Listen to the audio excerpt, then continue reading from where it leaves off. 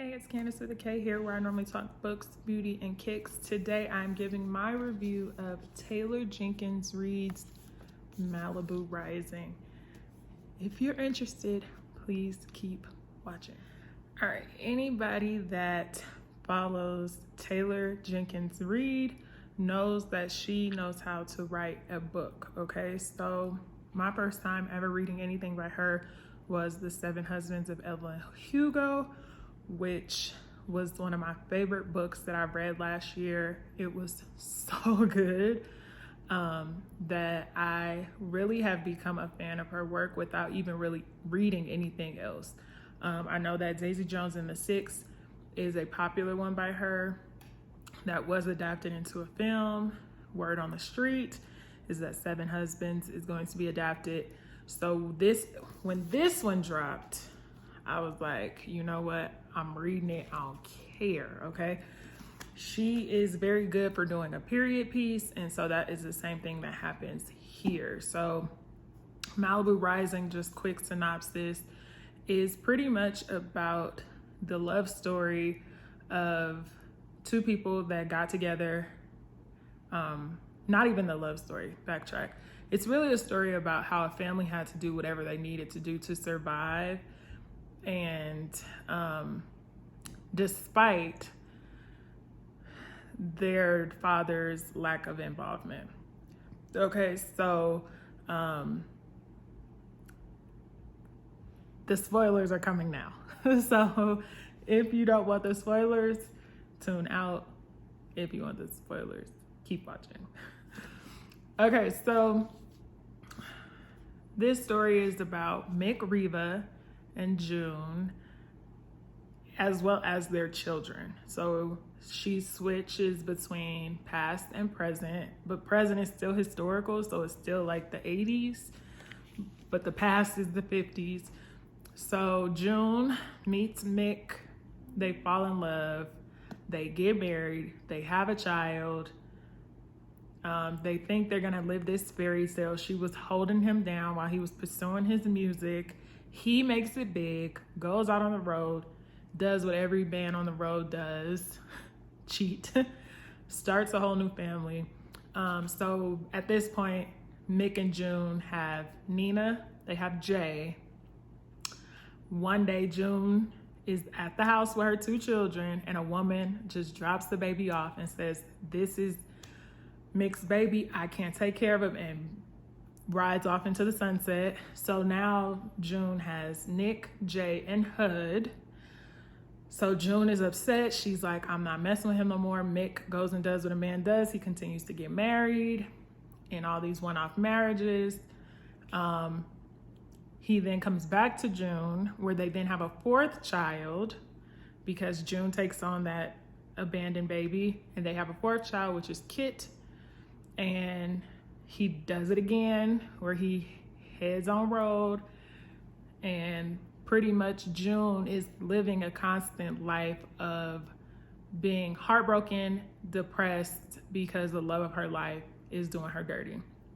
And because of that, she turns to liquor and drowns her sorrows in the bottle, and she incidentally drowns in the tub where her children, they have to find her. So being that she was married to this superstar, you would think that he would break her off with some bread to support now 4 children, but he doesn't. And so after the passing of their mother, Nina has to step into the mom role. She takes it over. She does everything possible. And one of those outlets was modeling. She's a beautiful girl. She gets into modeling. They were all really into surfing. The brothers go into surfing. One brother's a surfer, one's a photographer. And then the fourth child is trying to find herself. So that's like summary, synopsis, and where the book culminates is at their annual party, which kind of turns into a whole Project X shit show. So let's really talk about what I loved about this book. So being that it's in Malibu, it's not too far off from where I'm from. Even Lamert Park got a shout out in the book. Not the best shout out, but we in there. Okay. So it's like there's little things that were mentioned that kind of resonate being familiar with the seaside. Another thing that I liked about the book is that Taylor Jenkins does a good job of introducing a character to you, giving you just enough that makes you remember the character, but like not feeling as if you need to create a running list of all the characters, if that makes sense. So what you'll notice in a lot of her books is she'll give you a name, she'll give you the backstory, she'll tell you all the tea, and then that person will come up later, but you hadn't forgot about that person because she gave you just enough to remember like what he was or she was really about.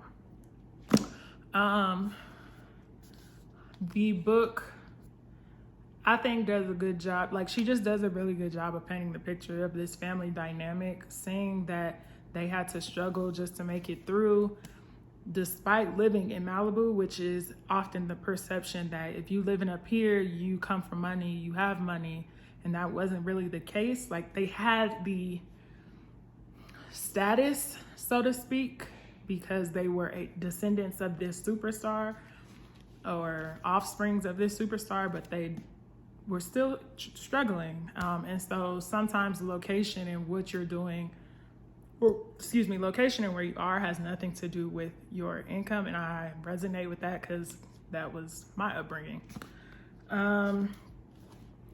Let's see.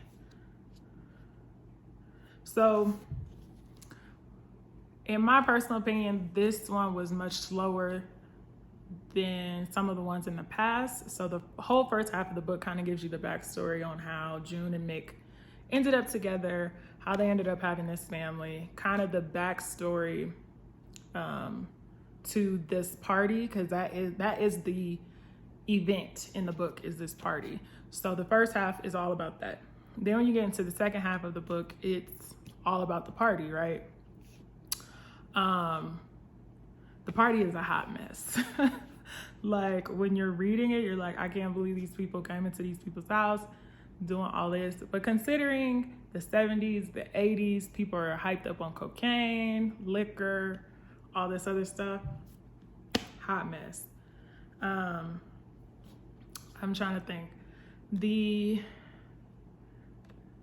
thing that's a little shaky for me, and which I wish they would have developed more, or what she should have developed more, was really like Nina's resentment towards her father. Like, she kind of teases it in the beginning of her as a child, but it would have been nice to climax up to that boiling point of her being upset and kind of going off on her father.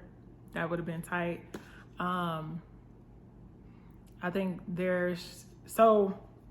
also what you find out is that there's this one-off child that shows up to the party, which is kind of like, you chose the party to come, to say that she might be their sister. Their father comes to the party after being an absentee father for all of that. And so that is what I do like about the book, is that oftentimes the children are guilted into being nice to their parents after their parents have done them wrong.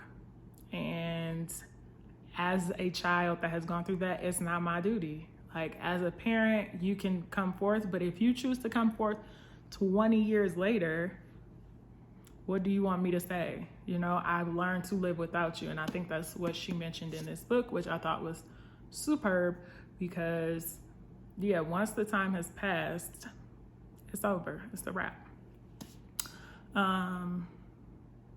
Yeah, I gave this book 4 stars because I love Taylor Jenkins Reid. Her use of language, description, making you really feel like you're there. I literally felt like I was looking around this party like, what is happening? What is tea?